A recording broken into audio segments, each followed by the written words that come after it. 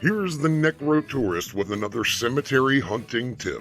All right, Necro Travelers. Here's another cemetery hunting tip that I am going to give to you that is not only going to make your life more comfortable, once again, this tip might actually save your life. Now, sometimes I know you're out and about and you're randomly running into a cemetery, but when you're planning on a trip and you're in a location, a lot of times you start your day in the morning, early in the morning, when the cemetery is still moist and full of dew. Now, if you end up getting your shoes wet, your whole morning is going to be really nasty because by around lunchtime, you're going to have trench foot going on. So, let me tell you 2 things that you can do, actually 3 that will make a difference. Number 1, get yourself an extra pair of shoes. A pair of shoes that you just keep in your trunk that are in a plastic bag that are ready to go as a backup to use as the pair of shoes that you can get wet.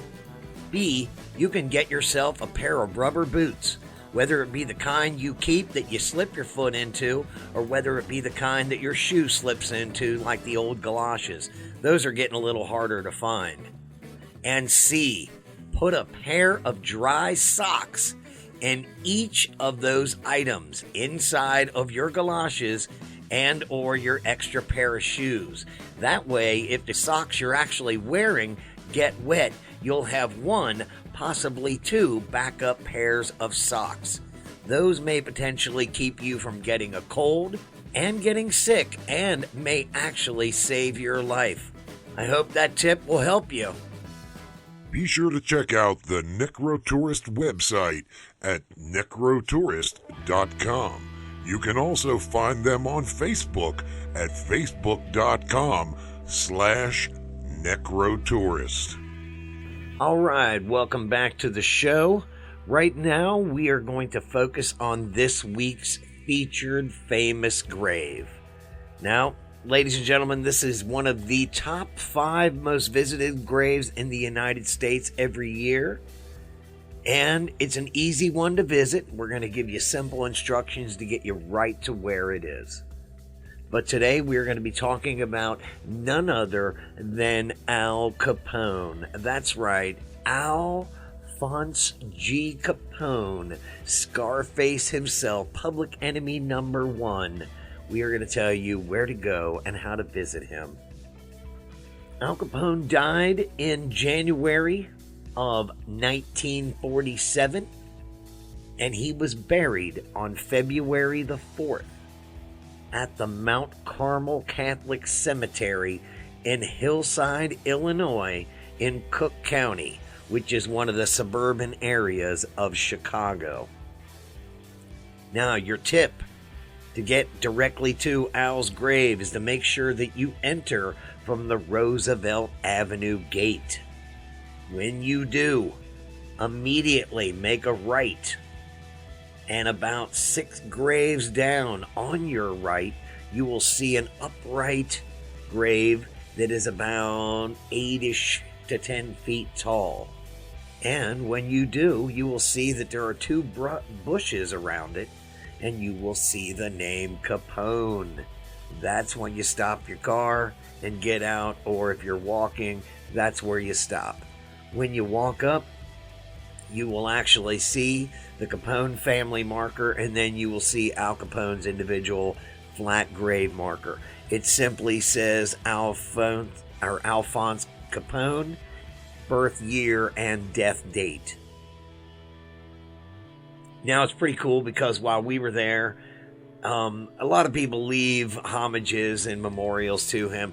We saw several whiskey bottles and cigars and things of that nature.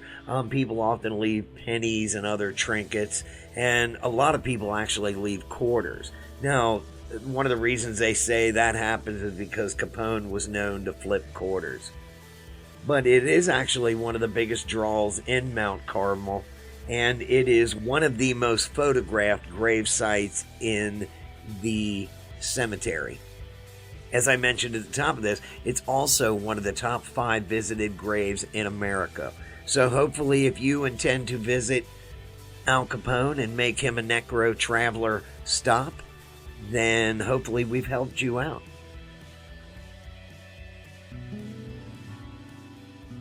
I would like to invite you all to check out a friend of mine, Tracy Rylands, who does an amazing website called Adventures in Cemetery Hopping. She has visited around the country, dozens of states, and she writes extensive articles and does photography as well. Be sure again to check out her website at adventuresincemeteryhopping.com. Hello, boys and girls, and thank you for joining us for another edition of Cemetery Symbols. Today, we are going to be doing one of the most obvious, none other than the weeping willow. Yes, that's right. It is known as the weeping willow because it is known and associated with weeping, grieving. It is associated with immortality and sorrow. And it has been known to say that a woman who is mourning a lost mate is someone who is in her willows. Now you know. So if you're weeping under the willow tree, then you are likely mourning or grieving a lost loved one.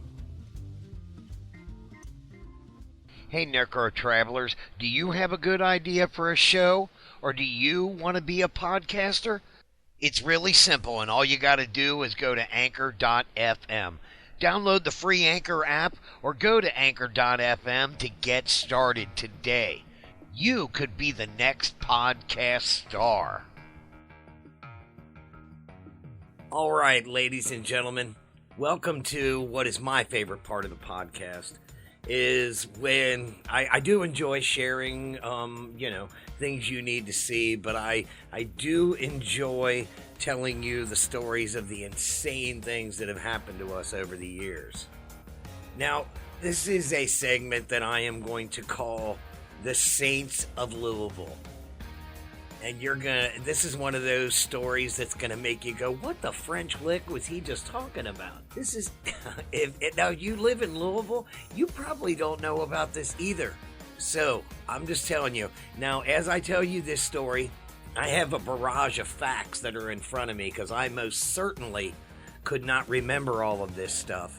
I could tell you the story of how it happened and what happened, but the actual story, the true story, I'm going to have to intertwine facts and history with you. And I also will tell you that I may have some mispronunciations and other things of that nature. I am sorry. I apologize ahead of time, but I am going to tell you this is a crazy story. Okay. So here we are in Louisville, Kentucky. We're wrapping up shooting several cemeteries for the day, and there's a lot of Catholic cemeteries down there. Now, many of you know that a lot of the very religious cemeteries lock their actual gates. I don't know why it's the case. Jewish cemeteries do it. Catholic cemeteries, these guys all have a tendency to lock the gates either at 4 o'clock or like 5 o'clock. So we proceed. We're at Calvary Cemetery in the Ville, and we are getting, there's only a few minutes to go, and we shoot 5, 6, 7, 8 pictures at the front of the gate, and the caretaker is getting ready to lock the gate, and as he's doing so, I'm still trying to shoot some pictures of the front gate, whether I'm inside or not. So he actually turns to me and he says, hey, if you guys want, I can tell you where the oldest graves, or the oldest graves in Louisville are. I'm looking at him thinking, okay, well, that's cool and all, but at this point, we've been to the Ville several times. I mean, we live in Cincinnati. We're only 90 minutes away. We've been to Louisville probably as many times as we've been to anywhere, really. And I'm thinking we've been to several old pioneer cemeteries there, and I'm pretty sure we've been to the oldest burial. And he tells me, no, he goes, I'm going to tell you, the oldest burial is located downtown. And he said, it's located at the church. I'm thinking, the church? Again, what the French lick is this guy talking about? He gives us the address of the location, and he proceeds to tell us a little bit of this preface, but we're uncertain of exactly what he's talking about. And we find out he says you need to go to the St. Martin of Tours Catholic Church. So we proceed down there.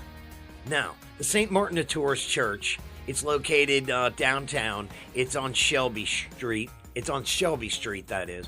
It is one of the oldest parishes in Louisville. It was founded by German immigrants in 1853, and it is one of the oldest buildings in Louisville.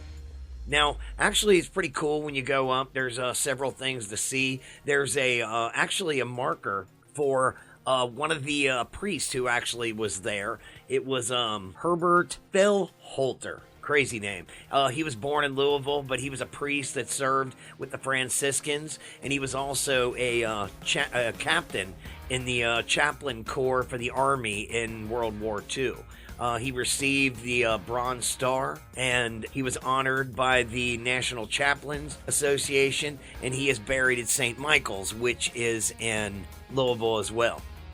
Okay, another thing that's cool is you're heading into the church, but you'll notice this as you go to visit. There is a big statue that's there. It was dedicated by the Westerman family and is a big cross with the crucifix and such. You can't miss this. Now, once you get inside, you're going to see like this monstrous organ inside of there. That is one of the amazing features of the church. But the true stars of the place, and which is why there is the oldest burials in all of Louisville, is because as you approach the altar, you will then see the saints of Louisville. And I am not kidding you, ladies and gentlemen. Encased in glass are the bones of martyrs wearing crowns and wearing silk and velvet robes. That's right, skeletons and all are on display. Let me give you a little background. In 1901, the church acquired these full skeletal relics of these two early Christian martyrs. They are Magnus and Bonosa. Magnus and Bonosa. They are housed in glass. They are on two sides of the altar. Magnus is on the left and Bonosa is on the right. Each of these saints have their own day. Bonosa's is July 15th. Magnus is August 19th. These guys are important saints, actually.